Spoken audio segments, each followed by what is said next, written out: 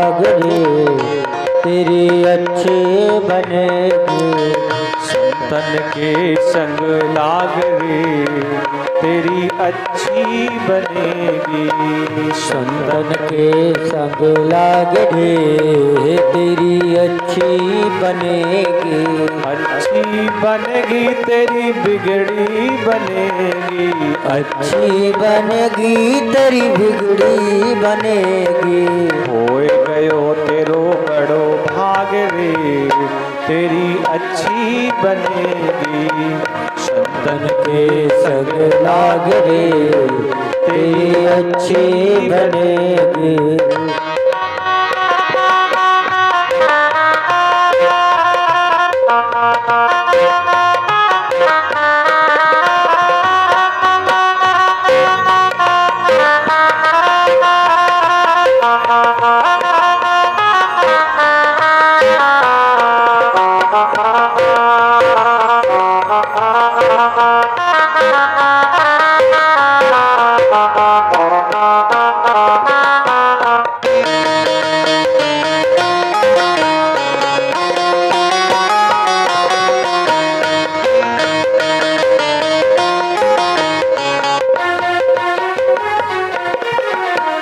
ध्रुव की बन गई प्रहलाद जी की बन गई।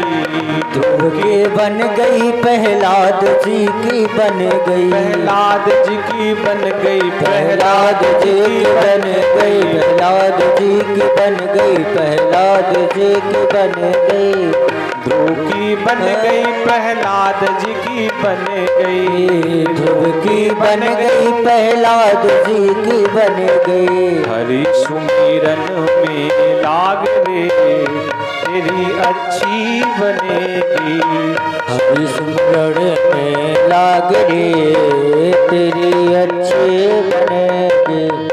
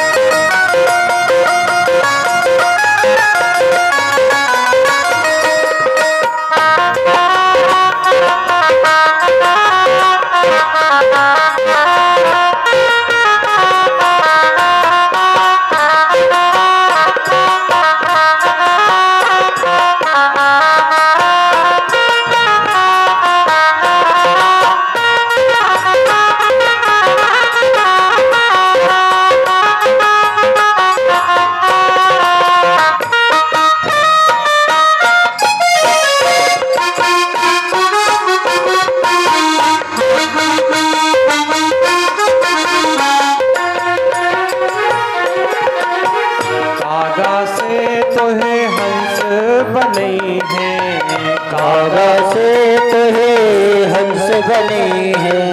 हंस बने तो है हंस बने। हंस बने हैं तो है हंस बने हैं। कागा से तो है हंस बने हैं। कागा से तो है हंस बने हैं। मिट जाए उड़ के दाग रे तेरी अच्छी बनेगी। मिट जाए उड़ के तेरी अच्छी बनेगी। संतन के संग लाग रे तेरी अच्छी बनेगी।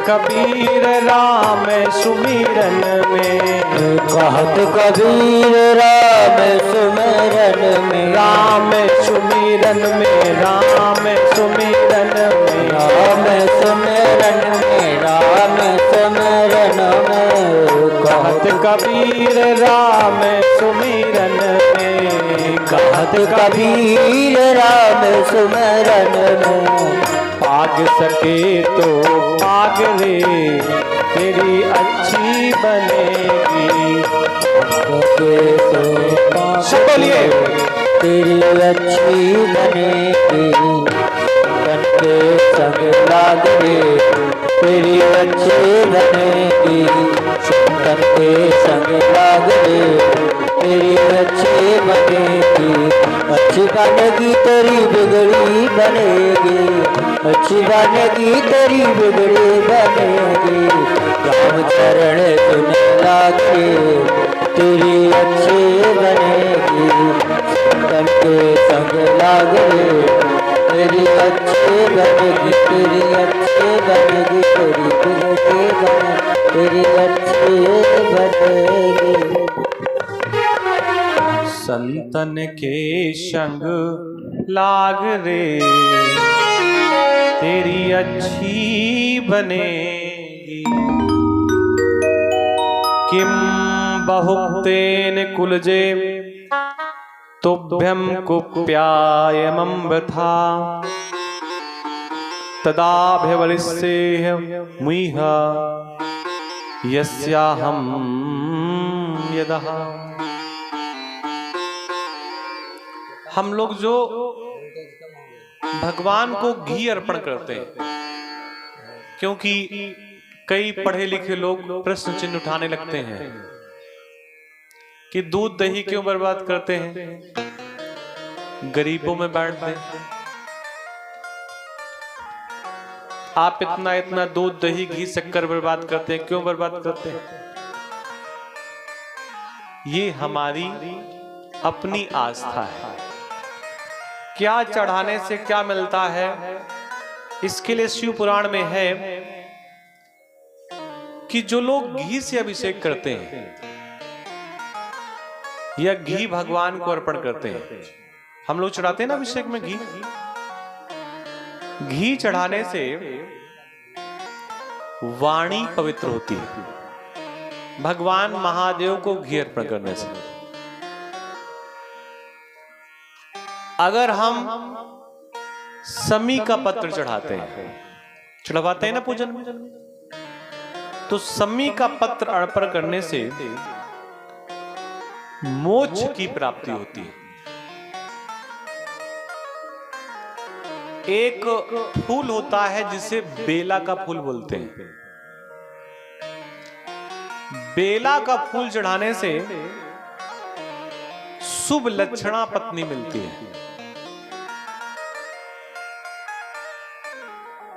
सरसों का तेल या सरसों का दाना या सरसों का फूल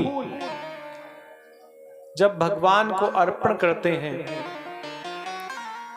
तो शत्रुओं का नाश होता है।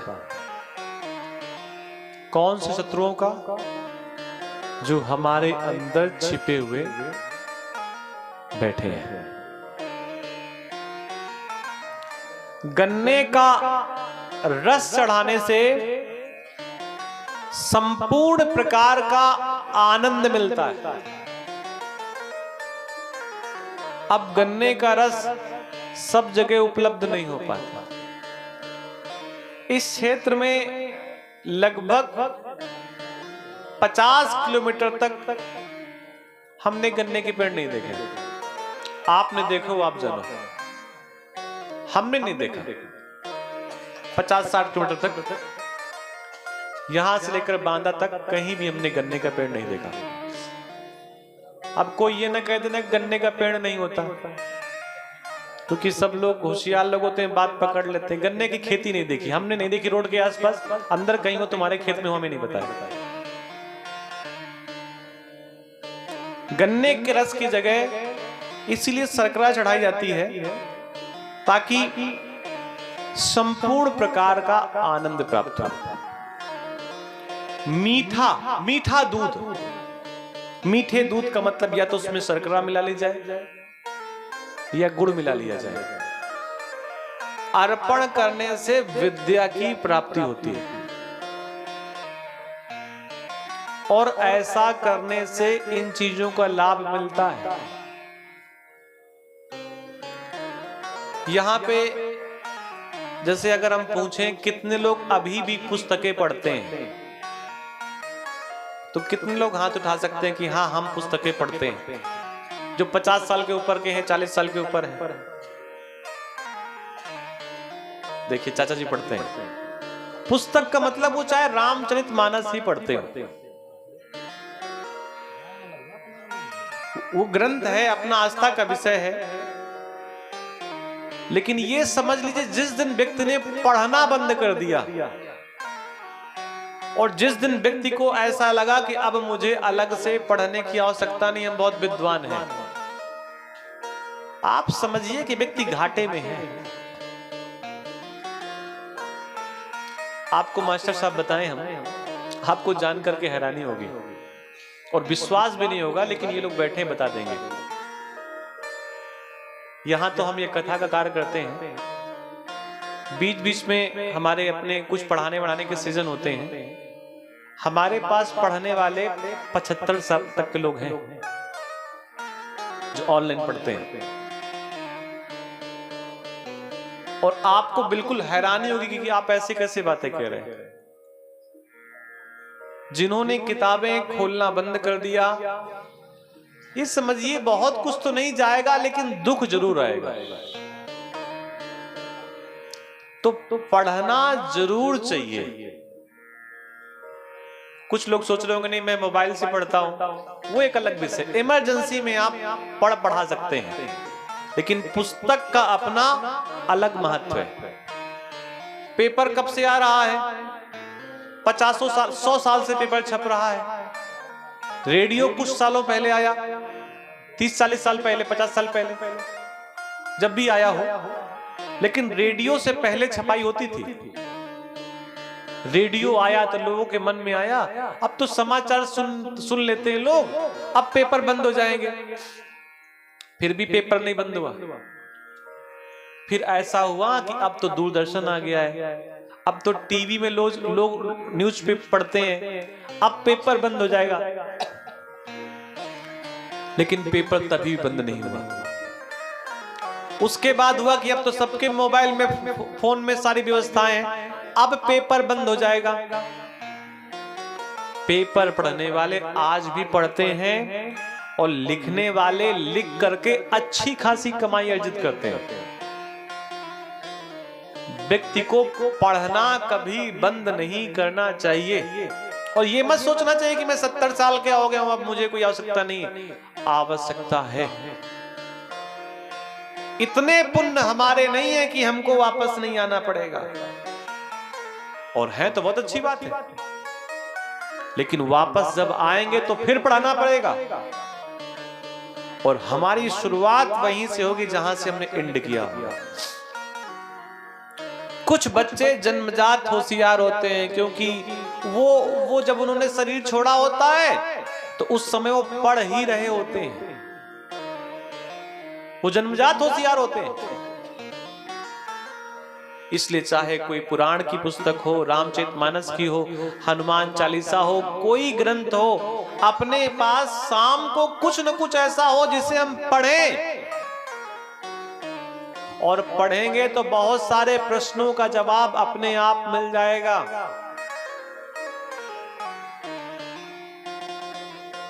झूठी बातें करने से जवाब नहीं मिलेगा।